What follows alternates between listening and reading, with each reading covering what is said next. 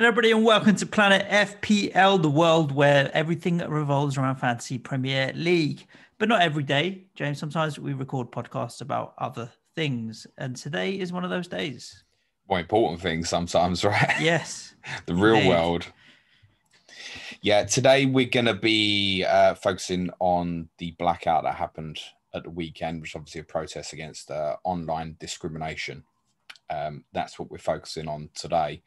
We are aware of, obviously, the events that happened at Old Trafford yesterday, which I think probably meant that social media platforms were probably a little bit busier than what they should have been.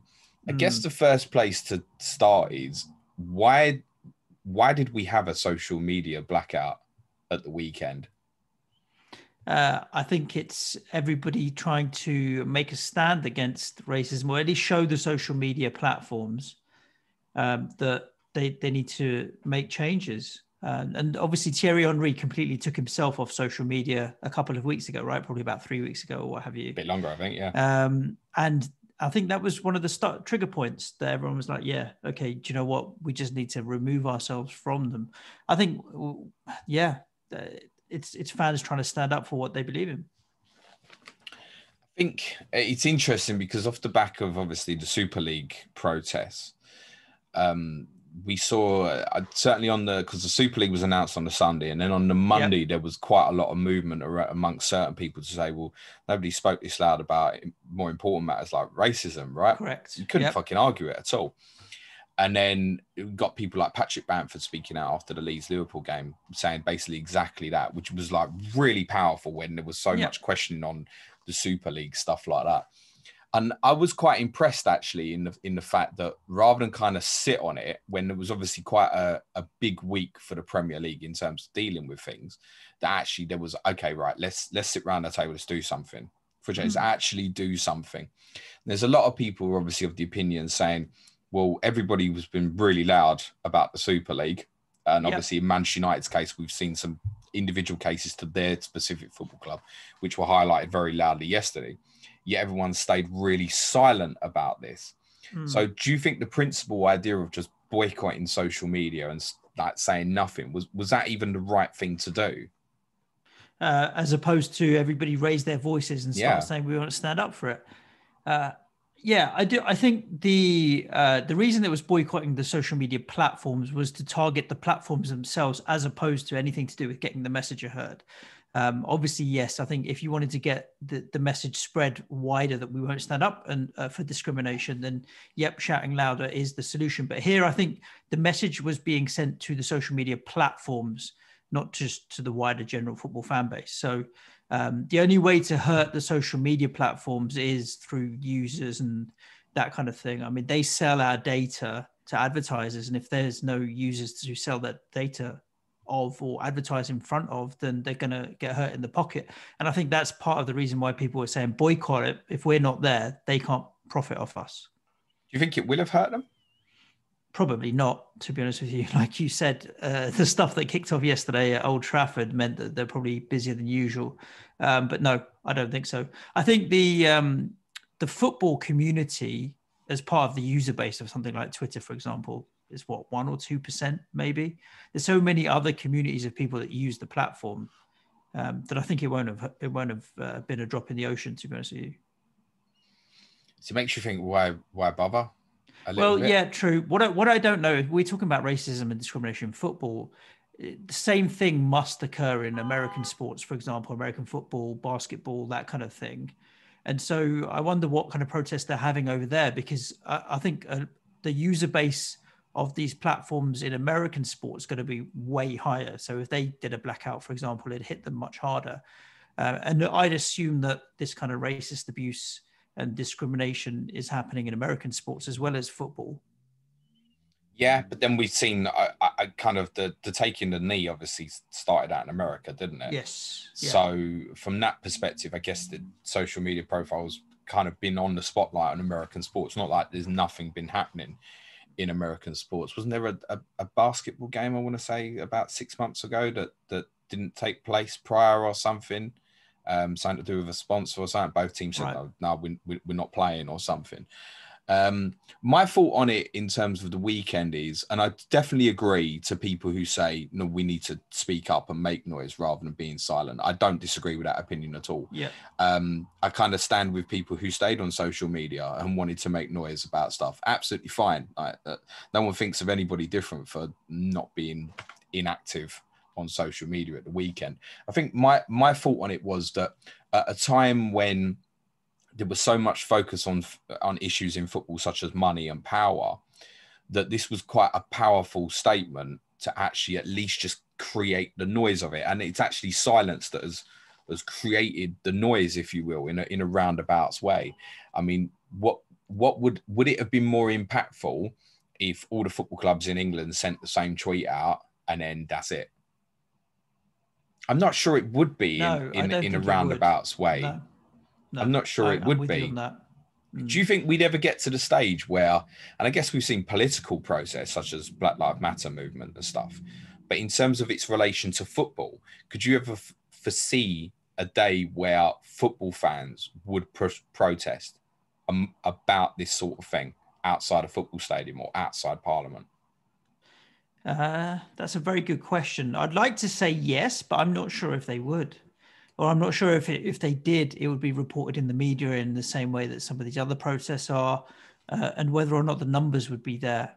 I'd like to say yes, James, but I don't know if they necessarily would, unless it was one of their own players potentially really getting some abuse or what have you. I mean, yeah, I think it would have to be something like that. I was really impressed, obviously, earlier in the season with Steven Gerrard when is it Kamara got abused. And he didn't even hesitate to stand up and back him up. Away. Yeah, and that was it. It was like, this is not on. I'm not having it. And he went out straight away and did it. And that kind of thing I think would help more. But obviously, yeah, if it's one of your own players, I think fans are more likely to protest. But a general protest, I'm not sure if it would happen. No, you'd need the organisation, I think, of probably all the London clubs or something like that to make a stance in terms of fan groups, say, look, we're actually going to go and do this. And it wouldn't just have to be London clubs, not like, there's not Manchester United, Liverpool fans in London or so. What I'm saying is you wouldn't say like United fans targeted Old Trafford yesterday. Yeah. If there was a problem with a Black Manchester United player, for example, United fans want to make some noise and defend that player, going to Old Trafford's not going to do it, because that's actually not a problem with the club, right? So I mean, these companies, are they even based in the UK? That's the thing as well, right? Instagram, Twitter, Facebook are all obviously sitting in California right now, in Silicon Valley. So yeah, not British owned in any way. So we stayed silent the weekend. I mean, we've covered this topic before slightly differently. 18 months ago, we did a podcast, Racism in Football, not long after several England players were abused in Bulgaria. Yep. And we're kind of calling then for enough is enough in terms of racism that was kind of on-field led. Ironically, I'm not sure if England have played an away game in front of fans since that game in Bulgaria. Okay. If they did, it might have been one just a few days later or something.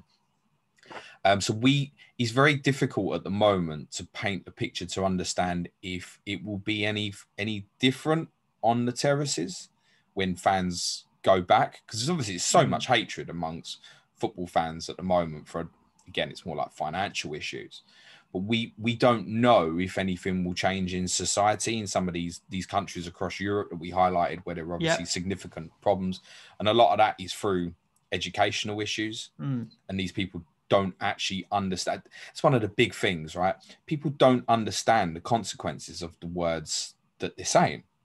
Yep. Have you ever personally been affected by online abuse or racism? Do you want to tell people who you are? I know you're Sujan Shah, but in terms of your ethnicity and stuff, if people have only ever listened to the audio and stuff. So my parents are obviously Indian by background. Obviously, I mean, some people don't watch YouTube, so maybe they never knew and have never seen my face before. But my parents actually grew up in Africa, in Kenya. My mum was born there. My dad moved there when he was about 2. So they were there, and then they came to England for university. Were here for like 4 or 5 years, then went back to Kenya, got married, and then came back. And I was born in North London, mate. North London. So yeah, East African Indian is what we say, but obviously British, and as English comes, really. We've had people say to us in the past, James, like, I thought you were the Asian one since you were the white one. Yeah, man. Were you offended by that in any way? Nah, not really. I don't take things like that too seriously. It's interesting because you just there you were talking about how you'd be interested to see if things change on the terraces when fans come back and what have you, with regards to this kind of racism and Black Lives Matter and what have you. But I don't think that's the problem. I mean, I've been going to football a lot less than you, but I did two good seasons at Upton Park, 2005, 6, 6, 7. And then I've had a season ticket at the London Stadium for 3 years now. This will be my third season. Not that we went. And I've never seen or heard anything racist chanted in the stands. And you've been going to Spurs a lot longer, and it's very, very rare. You do see it. I'm not saying it doesn't go on, but the problem here is not with your fans on the terraces, because I think the majority of those now have wised up to what is and isn't acceptable. These are trolls online. And I think it's interesting. You also talk about what will it be like away games in Europe. Remember, a lot of this stuff is just like people in England from other clubs abusing these players. It's not from international kind of stuff. I don't think there's a lot of people in Bulgaria sending racist abuse to Marcus Rashford on Instagram, for example. I think it's people in this country that are the problem. So why do we think that is? Because the report suggests that over the last 18 months or so, online hate and discrimination has actually increased. Yeah, no doubt about it. Do we think there's a white privileged agenda against Black Lives Matter? Oof, that's a very big question, James. Well, I think Black Lives Matter has stoked up a lot of anger amongst people who are, I can't fit the right word, but just racist. Racist, institutionally racist. Okay, yeah. I watched a documentary last week on the BBC where a professor admitted to the young lady who was doing the interview that universities in this country are institutionally racist. Okay. And you think about that and just pause on it and go, wow, we got a big problem here, haven't we? Where actually there are large parts of business areas where racism is still absolutely rife, that then surely has a knock-on effect to idiots who think they can get away with shit online. Yeah, I mean, that's a fair correlation to make. And I think you're right. Institutional racism so much more difficult to get rid of than on the surface kind of stuff that you see with someone just sending racist messages and abuse. You know, I actually do think that a bit of education and them seeing the consequences of what they are doing would change a lot of people's opinions on whether or not they would and wouldn't send those kind of messages. Institutional racism is much, much more difficult, obviously, to deal with. You're talking about breaking down kind of structures potentially that hold certain people back. You're talking about appointing more people of different backgrounds at high levels within the FA and that kind of thing. So it takes a lot of time to kind of make that kind of change happen. There are steps that are happening within football, I believe, because we've all heard about this Rooney Rule potentially, where BAME profiled individuals should be interviewed for a post. But I think that's extended now, where they're trying to input a 1 in 4 new appointees to, say, a coaching staff, for example, have to be of an ethnic minority background. So look, it was interesting. I was watching Tottenham last night. I was looking at Chris Powell talking to Ledley King, and I was thinking, you don't get that same much across the country, do you? No, definitely not. I was trying to think of our bench at West Ham. There isn't a single black person on there in the coaching team. And that's not necessarily West Ham's fault, by the way. No, of course. A lot of clubs will be like that. Because in a lot of cases, one of the things I often hear from, say, black former footballers who perhaps don't want to go into coaching. I heard Michael Richards say this recently as well. It's like, well, I don't want to go into management. get abused online. Do you think the abuse is going to stop if I can't be a football manager? I've had enough abuse as a player, not always racially.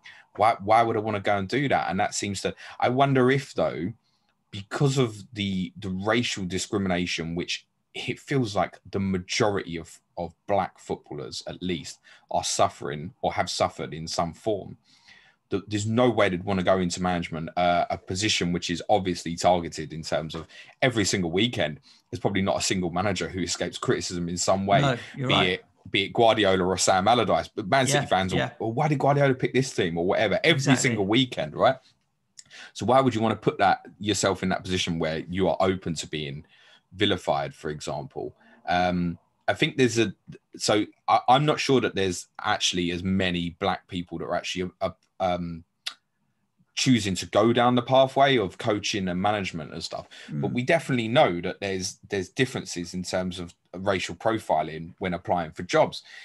Gary Neville has said to Michael Richards' face before, I know that as a white male, I'm more likely to get a job as a pundit than you. Yeah. And it's kind of dawned on him. Gary Neville realised, he tells a story about from Euro 2016, where Raheem Sterling was obviously getting targeted by the media. And it was an undercurrent of racism, right? And everybody knew it. And it was really affecting Sterling mentally. And Gary Neville tells a story about at the time, like he didn't know how to deal with it. Right. It was like, show him on the pitch. It's always been the mentality that show him with your feet, put the ball in the net. That will show people.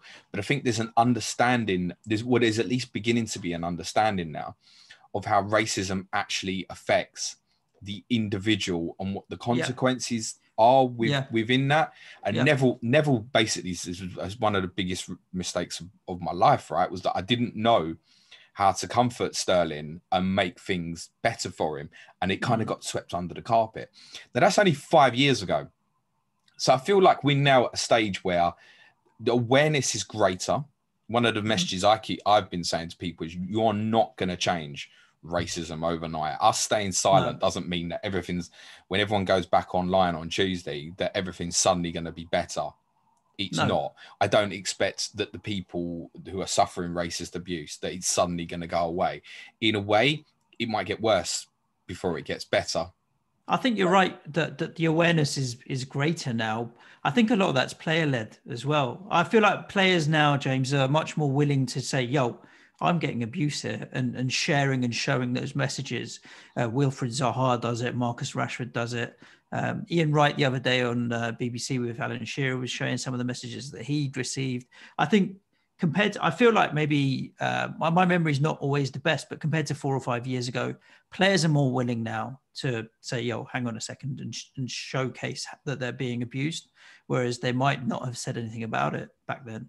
Definitely, but then even if you take those that interview that Ian Wright did with Alan Shearer recently, and Alan Shearer, you could tell, and it's the same for a lot of white people. It's an uncomfortable conversation, but it's an uncomfortable conversation that we need to be having. And Shearer said to Wrighty, and even as a Tottenham fan, I'm not calling him Wrighty, right? Because he's brilliant. It's like, what do you do with these messages? He said Ian Wright said most of the time, I just delete them because there's no point. Yeah. That's not on, is it? No, exactly. And that's where we need the platforms to do something about it, because they're the ones that have the power to do so, but they don't want to break this anonymity rule that they have, and they want people to be allowed to speak out without any form of ID or knowing who's who. So, is that the change we want? ID? Yeah. I don't know if it would solve the problem completely, because I'm sure someone somewhere could find a way to get around it with a fake driving license or a photocopy of someone else's driving license or what have you. I don't think it would solve the problem completely, but I definitely think it would be a step in the right direction. It's probably worth highlighting at this stage what the Premier League in their statement saying why they kind of originated this blackout. What they want to see change. So they said they want preventative filtering and blocking measures to stop discriminatory abuse being sent or seen, accountability for safety on their platforms, and protection of users by implementing effective verification. We're talking about ID there. ensure real-life consequences for online discriminatory abuse, ban perpetrators, stop account re-registration and support law enforcement. A warning message to be displayed if a user writes an abusive message, and a requirement to enter personal data if they wish to send a message. Platforms to have robust, transparent and swift measures in place if abusive material is sent or posted. Dedicated reports on the work the social media companies are doing internally and externally to eradicate discriminatory abuse on their platforms. There's a lot of people, Suj, who are dead against this idea. I spoke about it on a stream a few weeks ago, and I had a few people, and I would say a minority, and we have to remember it's such a small minority of people that are institutionally racist and stuff, that push back and were like, I don't want to do that. My argument would be, you do anything online. Exactly. You've got bank details or something. And I think, yeah, it's open to say, well, I wouldn't even mind if it was set up. Choose what you want. You want passport number, you want driving license number, you want your bank details. National insurance number, whatever it is. Yeah. Whatever.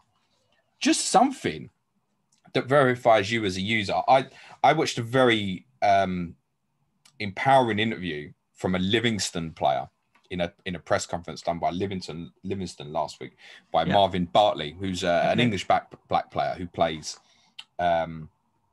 in Scotland. He's the equality advisor for the Scottish FA.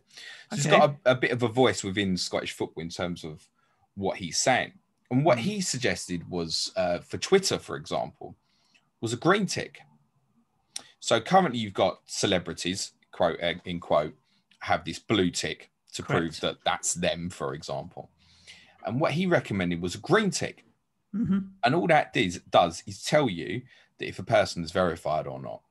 And then you can choose whether you let unverified accounts be able to respond to your messages or not. Yeah, they'll send you DMs or whatever you want. And that's the idea we were talking about. Well, we have been talking about for a little while now. I don't see the problem with it. People can still use the platform anonymously. They just can't interact. That's a very simple fix. I think it would probably, I don't know, what would you say? It will obviously reduce the amount of activity on Twitter if they make this change. Do you think it'd halve it? The social media companies don't want this. Do you think it would halve the amount of activity on Twitter single-handedly if they made that change? I don't know. I feel like in my bubble and the people that I interact with, the majority would say, yeah, okay, fine. No problems at all. Let's crack on. There would definitely be some resistance. And in terms of the wider context of social media, like I really don't know what the reaction to that would be around the world in terms of the green tickers. I have no idea. But I think most people would just go, who've seen this sort of thing happen, would just go, yeah, okay, I'll sign up to that. I don't have a problem. I'd kind of be first in the queue. I don't see any reason why if Twitter said, right, well, from June the 1st, we need you to verify yourselves if you want to be able to respond to the people. Or even if you don't have the green tick, fine. You can only respond to people who follow you and stuff like that, right? There's so many ways around it. I think we have to protect the people that are being discriminated against. And there's a lot of focus here on black people specifically, but it's not just, is it? Right. So it's sexual orientation, religion, various other ethnicities. There's so many discriminatory factors to online abuse. And for me, that tick just takes it away. Because even I'm a white male, right? So I don't get racially abused, obviously, right? But the more our account grows, the more negative comments I begin to see, right? Yeah. Don't get me wrong, there's loads of great positive messages as well. But the bigger it grows, the more people want to buy it, the more people feel like they can 100%. Throw shit at you, etc. And the stuff I get is, oh, I can't believe he said that, or I don't agree with his opinion, or fuck off, right? Is as bad as it gets, right? But you take the example of last year in the restart period, and obviously Black Lives Matter had just started. Crystal Palace played a game at Aston Villa. And on the morning of the game, Wilfried Zaha was racially abused with the sort of stuff you wouldn't want to put to print, right? No. And I remember the feeling amongst so many people was I hope Zaha goes mental on the pitch today. Like, as in, like, I hope Palace win and I hope he does the business. And he didn't. That racial abuse that Zaha suffered on that occasion, they found the perpetrator. It was a 12-year-old boy. Wow. And so wow. This is where, when I say there isn't an overnight fix, because we need it's education is Massively. the biggest thing. When we say we want to punish people, I mean, for me, the first thing is right, throw them off of the network and then never to come back on again in any way, in any form. But what punishment would you like to see for these people? I mean, what should happen to that 12-year-old boy? We're not saying we put him in a jail, right? No, exactly. I think you're right in the sense that education is the best solution. Ian Wright said it as well to Alan Shearer. I mean, the ultimate long-term thing we need to do is work on education. I think short-term, if the abuse that people are sending is violent and carries a risk of violence, then I think it's a little bit more serious, and maybe you should get the police involved. But if it's just kind of abuse about on-pitch stuff or what have you, then education is definitely the right answer long term. I think we haven't spoken about hate enough. I read this morning that someone in Singapore had been prosecuted for sending death threats to Neil Maupay. Oh, really? To Neil Maupay? Yeah, just random. It's probably an Arsenal fan. Yeah. They don't like him. No. But there has to be, at the moment, the biggest problem is, and the repetitive theme I hear from black footballers is that there's no consequence to the actions of these minority. Yeah. So what should the consequences be? Well, the first thing for me, I think, is we have to get them off these platforms. The second thing is we have to educate these people. Yes, 100%. And you're not going to, unfortunately, this might not be the message that anyone wants to hear, but I've said this before. To eradicate racism, not just from online, but in society, etc., this is not going to be done in weeks, months, years. Yeah. It's going to take decades.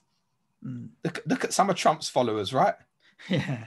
I mean, America's a completely different kettle of fish, mate. You don't want to open that. No, but then it's the most known country in the world, right? Yeah. It has a certain amount of power by how it deals with things socially, etc., right? So, I mean, eventually Twitter threw Trump off, didn't they? Yeah, and it's funny that they waited so late until literally he was out of office before they did it. They obviously he was massive for the platform in how he helped them grow in his 4 years as president. So I think they rode it for as long as they could, and as soon as they knew his presidency's over, that's when they kicked him out. I think I saw the Premier League reported a few months ago. I was around about 70 cases of instances where in the public, not in private DMs, and for those who are just on Twitter, which is mainly just what me and Sudja are on, Instagram DMs I've found are open. Now Instagram are now working. Instagram are they're underneath Facebook right? Basically, right? Yeah. Now they're working now on closing those DMs, which is going to make a big impact. Because I think when we hear footballers say, "I get daily abuse every day," etc., and we think, "Well, I don't actually." Some people go, "I don't actually see it." Well, Instagram DMs are open permanently for everybody just to go into Ian Wright's DMs and racially abuse him, right? And that's why every morning he's sitting there, he's deleting something. Yeah. So that's a little bit of a start of what Instagram's trying to do. I mean, you'd think it can't be that difficult, surely. What, to close DMs? I couldn't believe. I didn't realize that. I couldn't believe that was the case. I don't use Instagram, if I'm honest with you as well. I'm not any good on there. So you're more of a TikTok guy, aren't you? Yeah, man, Charles, the TikTok guy. Yeah. So these messages are happening every day that footballers are obviously receiving. So we don't see it in the public eye, but it was 70 instances, I think, where there was stuff in public. So, I mean, there was one guy who was like, he abused Kante or something, and he was in like Honduras or something, and he had like 5 followers or something, and his Twitter account had been open for like 2 days or something. And you think, how is it that easy just to go on, set up fake accounts, do this, etc.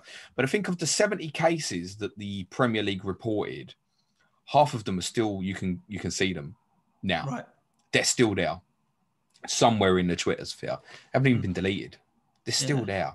How can the social media companies explain that away? No, it's impossible, James. It literally is impossible. But They just want everything to stay anonymous. So the benefit to social media what's the benefit of social media companies of we know there's a lot of people obviously in the FPL community who we don't know who they are. They're FPL Spider or whatever, right? Yeah. What's the benefit for Twitter to have FPL Spider? That's a good question. You'd have to ask Twitter. I guess it means people can have multiple accounts. That's one thing, isn't it? That's why when I asked you what you think would happen to the amount of traffic on the sites and the amount of stuff posted if they were to get this green tick or verification and ID involved, is all the bots and all the spam accounts or all the multiple accounts would all disappear. And I think that makes up at least half of the activity on the sites. You can still have multiple accounts. Yeah. We've got a number of patrons that I know that have more than one Twitter account. They have an FPL account and they have a personal account. And a lot of the FPL people probably don't know that the personal account exists. You still have multiple accounts. You're still putting the same passport number or something would be how I'd see it. We're Planet FPL. There's nothing in my bio that says who I am. Now it's quite easy to find that I'm James Linden. It's fairly obvious on YouTube and the audios and whatnot. So I'm easy to find. But my profile is at Planet FPL Pod and the title is Planet FPL. It doesn't actually say who I am. No. But I'd be quite happy in the background to put who I am. That's the key driving point for me. I really like what Marvin Bartley said. I really recommend. You can find that quite easily through Livingston's timeline, his timeline, which is Do the Bartman 1. It's about a 10-minute video. I don't know why that's his Twitter handle. Do the Bartman. But anyway. Do you not remember the song? Yeah, Do the Bartman. I mean, his name's Marvin Bartley. I know where it's come from. Yeah. But you can find a video. It's about 10 minutes long. And the way he speaks so passionately about how he's had enough. I mean, his stance is what he's really fearful of is that the social media companies will only act when a major sports person of a certain ethnicity actually takes their life. Yeah. The sort of thing that it will come to for the social medias to then feel the pressure to go, oh, okay. Because one of the things we don't understand, I spoke about that incident with Zaha and everyone wanted him to do well at Villa that day. And Zaha's a player who we've criticised a lot. Yeah. In terms of his manner, like he can be agitated, he can be wound up, etc. It's not a black thing. Wayne Rooney was the same as a white person, right? But what we never think about when we look at Zaha being agitated on a football pitch is we do not know what he's seen on his social media profiles 2 hours before he steps on a football pitch or something, right? And I'm not saying that we can't define that. When we were analysing football, we can't, every time we judge Zaha's performance, we can't say, I wonder what you saw on social media 2 hours before kickoff. No, you're right. The point is, why should he have to fucking say it? No, exactly. It's not fair on him. And I think it's true for a lot of players, James. I think you're right. Where do we go next with this? Well, I think this is a start. I think we'll see the impact of the last 3 days in the next couple of days. I'll be interested to see for how long the conversation about racism is still front and center in the next couple of days, because as soon as people start jumping back on social media, one of the big talking points is going to be the postponement at the weekend and everything that happened at Old Trafford. And I think that's going to suffocate the news. So I'm really interested to see what happens in terms of how much racism is still in the news and talks about in the next 2 to 3 days. Because I fear it's going to disappear and down the pecking order of headlines very quickly. Well, it can't be allowed to. Yeah, of course. It's easy for the Premier League to point out things like see it, report it, change it, stuff like that. These are all nice slogans. I think the fear for a lot of people is the Premier League have had 5-point plans, 10-point plans, going back to the early 90s, etc., on how to deal with racism in football. And we have come a long way from the days of bananas being thrown at John Barnes and stuff like that, right? We've come a long way from people monkey chants and stuff like that. We've come a long way. Those things don't happen in the public eye, but they are still happening online, right? Yeah. How do you get away with just sending monkey emojis or banana emojis to people. No. My advice is just don't ever use them emojis, right? Exactly. If you're worried about it in any way. We have come a long way. Even if you go back to when I first went to football as a kid, right? I was consciously aware that my mum went, and that wasn't quite normal. That a female was going to football. We've gone a long way where like you can now take your kids. I don't know how comfortable you would have been taking your kids to West Ham back in the early 90s, mate. Yeah, probably not. You're right. we have developed, we have come a long way, but I guess with social media has obviously become heightened scrutiny where you see everything, and it's obviously bad news that spreads. 99% of people know what's right and what's wrong. We need to help the 1% who don't, in my opinion, don't even realize what's wrong. And for those that do, consequences need to happen now. Yeah, agreed. And I think the social media companies, for me, with some form of verification, can put this to bed quite quickly, in my opinion. Very easily. Let me ask you a question, James. It was 18 months since we last recorded a podcast about racism. How long do you think it's going to be before we record another one? I can very easily see us having a pod about this subject within the next 12 months again. Well, I was going to say, perhaps the question is, how long should it be? Not more than a year. You'd like to see some progress within the next 6 months for sure. I mean, I say we obviously did a specific racism in football podcast 18 months ago. Let's not make out we haven't spoken about Black Lives Matter over the last year or so and whatnot. So we spoke about things a lot, but I think actually, yeah, we have a responsibility. We've always said that. We've always felt like we have a responsibility to push the conversations that people don't want to talk about, like racism, like homophobia, and then the football related stuff like the finances of football, etc. And I think we'll keep doing those things. I suspect it might not even be 3 or 4 months before we do this again, because I think I certainly feel a certain amount of responsibility to now speak up. I know there's a lot of people that didn't agree with going silent over the weekend, and I don't disagree with that. For me, it wasn't the best way of doing things, but it did raise the profile of what was going on. There was plenty of people who were saying, why are you doing this?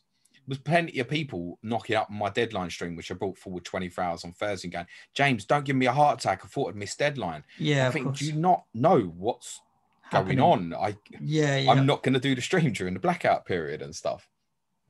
There's so many people who, okay, I understand why you're doing that now. So that's it. It's a little bit of responsibility now. I brought a stream forward 24 hours and people then understood why people were going to go silent over the weekend. So the message does travel. Yep. And I think that was the main reason of doing it. I didn't see many people of ethnicity coming out and saying there's no point in this. Certainly not within football. No. I think the message was, okay, it's not necessarily something I agree with, but at the very least, it keeps the message in the spotlight 100%. And keeps the conversation going. And that's what we need. That's the next important step. But I think, I don't know, Suj, how we pressurize the social media companies to the next big step. No, it's difficult. And hopefully the government can help and get involved as well. I think the clubs have a major responsibility because when the clubs speak up, I think fans understand a lot more. That's one thing that's majorly changed, I think, over the last 10 years or so, is clubs speaking up in protect of their players when, and to be honest, that's part because social media, right? It's not just a battering of social media. We've seen over the last couple of weeks the impact of social media for positive, right? In terms of how fans united over the Super League and stuff like that. That now needs to happen in relation to this, right? I think I need to have a commitment to, if I see something, report it and highlight it. And that's probably the next step, is not just thinking, well, someone else will do that. Yeah. Not assume that someone's already reported. Just go, hang on, this is unacceptable. So I think that's my commitment going forward, is to say, right, I'll speak up as much as I can and back whatever I say. But what I want is definitely verification. Yeah, ID is one of the easiest ways. You're right. James, do you want to tell everybody what they have to look forward to the rest of the week? Back to normality in terms of FPL content tomorrow. One of the most dramatic FPL weekends of all time because of a game that didn't take place, basically, in the end. So, yeah, tomorrow's podcast will be reviewing game week 34. Once the 2 Monday night games have gone, by the time you hear this, they've already gone, but that's what's coming for you on Tuesday. Wednesday will be Sky Fantasy Football. 2 planned Clash of the Correspondents on Thursday and Friday, featuring 4 teams who will double in 35, but I can't say with certainty yet what those are going to be. No. And yeah, obviously we'll discuss this rearrangement for Manchester United versus Liverpool as well, which throws the cat amongst the pigeons a little bit more. It definitely does, yeah. Great. Fantastic. Listeners, thank you for joining us on this podcast. Do obviously make your views known on Twitter and what have you about racism, and any comments and support and sharing the pod keeps the conversation going as well. So all welcome. Other than that, of course, do stay safe. Ciao for now. Thanks, everyone. Be nice to each other. Cue music, please, man. Ciao.